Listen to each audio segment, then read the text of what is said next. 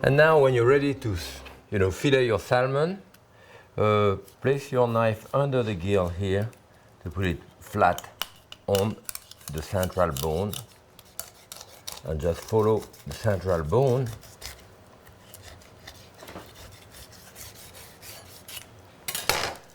This way. Now, I cut flat on the bone, so the bone being flat here, there is a little recess right there, so there is a little bit of meat there that I'm going to remove, not to waste anything, and we can use that for tartare. This and on this side. Now here, what you want to do is to remove the rib cage that we have here. Slide your knife underneath and gently slide it, keeping your knife as flat as you can.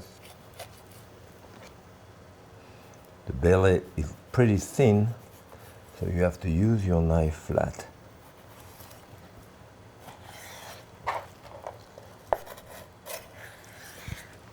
Remember, there is the rib cage, and above the rib cage there is a series of bone that have been cut to it, so you can remove it with a plier in this way.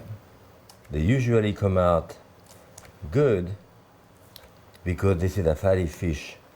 If you do that with a fish which is drier, like a bass and all that, often when you pull out those bones, it sticks.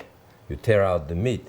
So if this happened, what you would want is to take a bone like that, put your finger around, and hold the flesh while you're pulling this out, so you avoid tearing the flesh. It's not the case in the salmon. That's it. All the bone is here. I think there is about 20 some bone, 28 bone. We can take the skin out of it now. If we need to take the skin for certain recipe, put it flat, hold it at the end, and move your knife in a jigsaw fashion. Still pulling. The skin, of course, can be used, can be placed in the oven. A little bit of oil, salt on top of it, and it can dry out to make crackling to use in salad or other garnish on the top of the fish. Under the skin, there is always that layer of darker flesh. Again, using your knife flat, you want to remove most of it. Some people keep it. This is a type of meat which will turn really black when it's cooked, and it's much stronger in taste. So I will remove it. You can cut the belly and use it for the best tartare. And it's important that you cut that meat with a knife rather than putting it in the food processor. Otherwise it gets very pasty. Then of course, very often we use that for steak or gravlax. Like for example, if I do an instant gravlax, I will cut like if I were cutting smoked salmon into a thin strip. I will use a little bit of salt in the bottom, pepper,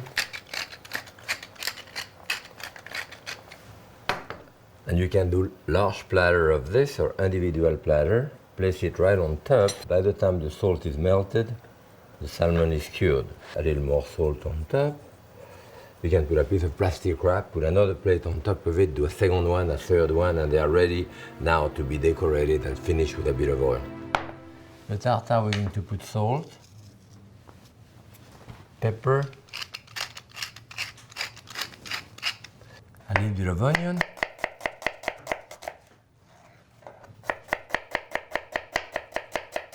not too many things. Dash of Tabasco, a good dash of olive oil here, and maybe some chive. And that's a fresh tartare. Okay, I can mix this. And as you notice, I have not put any vinegar or lemon juice in it. I could, but if I put the lemon juice, the citric acid will discolor the salmon. It's going to eat the protein and it will change color. What I want to do here is to cut a strip of cucumber. You leave the skin on. I do that often, season that with a dash of salt and sometimes a dash of vinegar, and that's it. It's cured. I would use it for this, top of the plate here, to do a bed,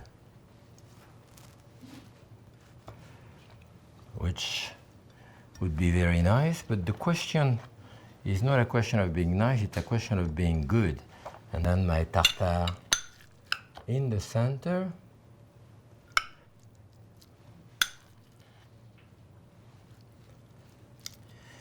And I can serve it just like this.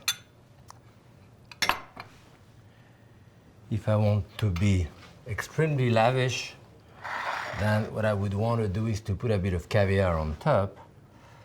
And I have here a pressed caviar called payushnaya in Russian. And it's extremely concentrated in taste. The advantage, however, is that you can basically mold it the way you want. As I'm doing it here, to have a couple of teaspoons of it, I can roll it with a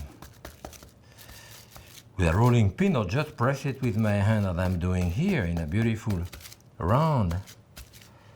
I can use the same thing of my caviar to cut this, to get it the same size. Remove the outside here.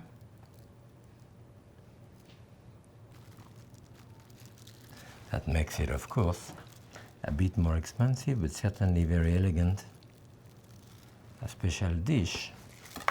And then probably a few capers around and a little bit of very good olive oil. Okay. And I will have here a great tartare of salmon.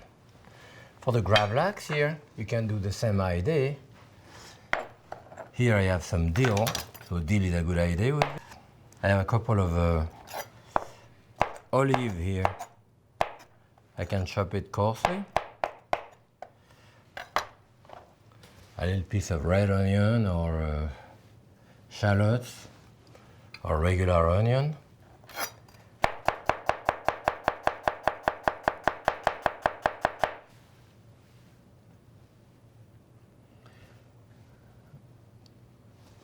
And a bit more of olive oil, of course. And here you have a great gravlax of salmon. And this is a couple of the many dishes that you can make with salmon.